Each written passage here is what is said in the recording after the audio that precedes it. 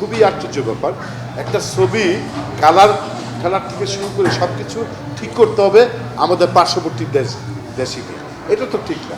আপনি একটা জিনিস বলতে, গতকালকে আমি কিন্তু স্টার সিনেপ্লেক্সে ছিলাম, এর আগে আমি আজাদ সিনেমা হলে ছিলাম, এর আগে আমি মধুমিতায় গিয়েছি।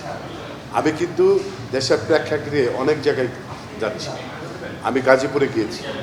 আমি দেখতে চাচ্ছি যে বাংলাদেশের দর্শকরা কেন আমাদের ছবিগুলো দেখতে পারছে না।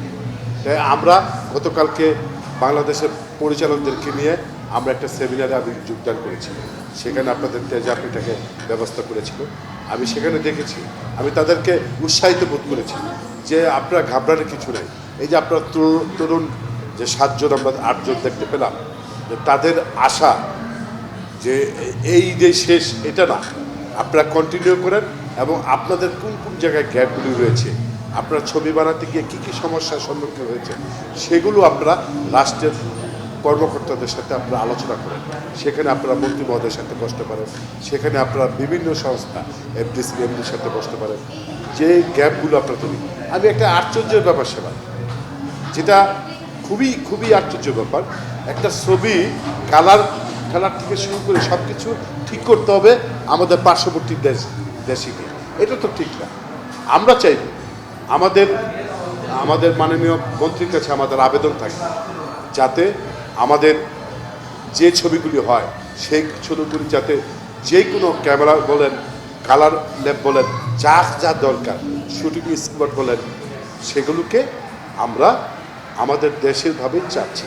তাহলে কী হবে, যে পরিচালকদেরকে আমরা অনুরোধ করেছি, সেটা আমাদের সহযোগিতা লাগলে আপনারা নেন, প্রযোজকদের সহযোগিতা লাগলে নেন, আপনারা ঊর্ধ্বতন কর্মকর্তা মন্ত্রী মহোদয়ের সাথে বসে এই সমস্যাগুলো আপনারা বলেন। তাহলে নেক্সট যে ছবিগুলি করবেন কষ্ট অনেক কমে চলে আসবে। একটা ছবি আপনি পার্শ্ববর্তী গেলে সেখানে 2 কোটি টাকার কাছাকাছি বেড়ে যাচ্ছে। আর যদি সেটা বাংলাদেশে করতেন, আমি কালকে পরিচালকদের মুখেই শুনলাম, তাহলে 30 লাখ 40 লাখ টাকায় সম্পূর্ণ শেষ হয়ে যাবে। তাই আমি আপনাদের মাধ্যমে আজকে বলতে চাই যে এই ইন্ডাস্ট্রি বাঁচাতে হলে সরকারকে সহযোগিতা করতে হবে। সরকার যদি সহযোগিতা করে, অবশ্যই কন্টেন্ট বাংলাদেশের যারা পরিচালক রয়েছেন এবং নতুন নতুন অনেক পরিচালক সৃষ্টি হয়েছেন, প্রযোজক সৃষ্টি হয়েছেন, এবং আপনি একটা জিনিস তো বিশ্বাস করছেন, যদি ভালো ছবি থাকে সিনেমা হলে গিয়ে ছবি কিন্তু দর্শকরা দেখি। আপনি নতুন নতুন সিনেমা হল তৈরি হচ্ছে, এমন তৈরি হচ্ছে না। আর কুমিল্লাতে 2টা সিনেমা রয়েছে, রাজশাহীতে হচ্ছে, এরকম অনেক জায়গায় হচ্ছে। এখন যদি কন্টেন্ট না থাকে, আপনার সিনেমা হলে কী চালাবেন? সেখানে আমরা দাবি করেছি যে বাংলাদেশের চলচ্চিত্র আমরা সঠিকভাবে না পাই, তাহলে আমাদেরকে উন্মুক্ত করে দেন, আমরা বিশ্বের সব দেশের ছবি চালাবো। তাহলে বাংলাদেশের কৃষ্টি কালচার যেটা দরকার সেটাকে রেখে সেন্সার করেই আমরা ছবি চালাতে চাই। তা না হলে কি হবে, এই যে সিনেমা হলগুলো খুলেছে, এই সিনেমা হল ধাপে ধাপে আবার বন্ধ হয়ে যাবে। আবার রোজার আসবে, ঈদ আসবে, তখন আবার এই সিনেমা হলগুলো আবার চালাবে, তাহলে কোনো লাভ হবে না। তাই আমরা আশা করব এই 71 টিভির মাধ্যমে মাননীয় মন্ত্রীর কাছে আমরা আবেদন জানাবো যে এই ইন্ডাস্ট্রি বাঁচাতে হলে আপনাদের ভূমিকা অত্যন্ত সাহসী এবং সেটাকে পদক্ষেপ নিতে হবে, এবং যে যে দুর্বলতাগুলো আছে বিভিন্ন সেক্টরকে নিয়ে বসে আমাদেরকে একটি সুষ্ঠু সমাধান দিতে হবে, তাহলে এই ইন্ডাস্ট্রি ঘুরে দাঁড়াবে। আপনি যেটা বলছিলেন যে বাংলাদেশ চলচ্চিত্র প্রতিনিধি, কিন্তু অনেকে তো বলছে বাংলা চলচ্চিত্র এবং বিশ্বমানা বিশ্ববাজারে চলে গেছে, এইটার সাথে আসলে আপনি একমত কিনা? আমি তো প্রচণ্ড আশাবাদী, বাংলাদেশের চলচ্চিত্র যদি বিশ্বে সব দেশে চলে, এটার থেকে গর্বের করার কোনো কিছু আছে বলেন? আমরা চাইবো আমাদের শিল্পী যারা কলাকুশলী বিশ্বের সবাই চিনুক, আমাদের ছবির যারা পরিচালক তাদের মেধা বিশ্ব দেখুক, আমরা আর গর্বিত বোধ করি। এখন আমাদের সে মেধা যদি আমাদের বাঙালিরাই না দেখে, তাহলে তো সেটা বিকশিত হবে। এখন অনেক বিশ্বে অনেক দেশে চলে, সেটা কতটুকু লাভবান কি জানি না। তা আমি মনে করি বাংলাদেশ লাভবান। বাংলাদেশের যারা রয়েছেন, যদি আমি শুনতে পেয়েছি অনেক ছবি অস্ট্রেলিয়াতে চলছে, আমেরিকাতে চলছে, কানাডায় চলতেছে, যুক্তরাজ্যে চলছে, চলুক। এটাকে আপনি বিজনেসের একটা পার্ট হিসাবে দেখেন।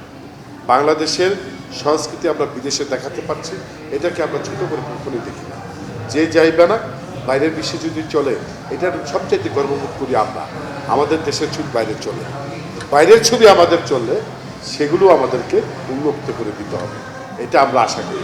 আমরা আশা করব আগামী দিনে যদি কন্টেন্টের অভাব থাকে এই সিনেমা হলগুলো খোলার স্বার্থে আপনারা দ্রুত আমাদেরকে ওয়ার্ল্ডের সব ছবি আনার অনুমতি দেন। ইনশাল্লাহ আমরা আমাদের হলগুলো বাঁচিয়ে রাখি। কন্টেন্টের সমস্যা না অন্য কোনো সমস্যা আছে? না না, অন্য কোনো সমস্যা নাই। আমি একটা কথা বলি, আপনি দেখতে পাচ্ছেন তাণ্ডব থেকে শুরু করে সব ছবিগুলি হলে গিয়ে কিন্তু দর্শকরা দেখেছে। হ্যাঁ, কিন্তু কেন ছবিগুলি রোজার ঈদে এবং কুরবানির ঈদে দেখলাম আমরা যে সিনেমা হলে তুলনামূলক রোজার ঈদ থেকে কুরবানির ঈদে আরও কম হয়ে গেল, সেটা বিশ্লেষণ করার ব্যাপার। আমরা কিন্তু দেখতে পেলাম গতকাল পরিচালকদের নিয়ে আপনারা সেমিনার করলেন, আমি সেই সেমিনারে ছিলাম। অনেক গ্যাপগুলো আমরা পেয়েছি, যেগুলো আলোচনা করার জন্য সংশ্লিষ্ট সরকারকেই সহযোগিতা করতে হবে। আমরা আশা করব যে গ্যাপগুলো তৈরি রয়েছে সেগুলো পূরণ করতে হলে আমরা সরকারের কাছে বলবো এই পরিচালকদেরকে এবং প্রযোজকদেরকে সরকারিভাবে সরকার ব্যাংক থেকে যাতে তাদেরকে ঋণের ব্যবস্থা করে এবং ঋণ দিয়ে তারা যাতে ছবিগুলো পরিশোধ করতে পারে সেইগুলো পদক্ষেপগুলো আপনাদের নিতে হবে। এই যে সিনেমা হলে যে সংস্কার হচ্ছে, সংস্কারের জন্য তো আমাদের 1000 কোটি টাকার একটা প্রবণতা দিয়েছে, সেখানে যেটা সরকার থেকে যারা নিতে পারছেন তারা দিচ্ছেন। এখন কিছুদিন বন্ধ ছিল, আবার সেটাকে চালু করছেন সচিব মহোদয়। আমরা আশা করব আগামী দিনে যে ভালো ভালো কন্টেন্ট তৈরি হোক এবং ভালো ভালো নতুন নতুন পরিচালক প্রযোজক শিল্পীরা আসে আমাদের দর্শকদেরকে হলে আনুক, হলে দেখুক সিনেমা হলগুলো আমরা সেভাবে প্রস্তুত করবো ইনশাআল্লাহ।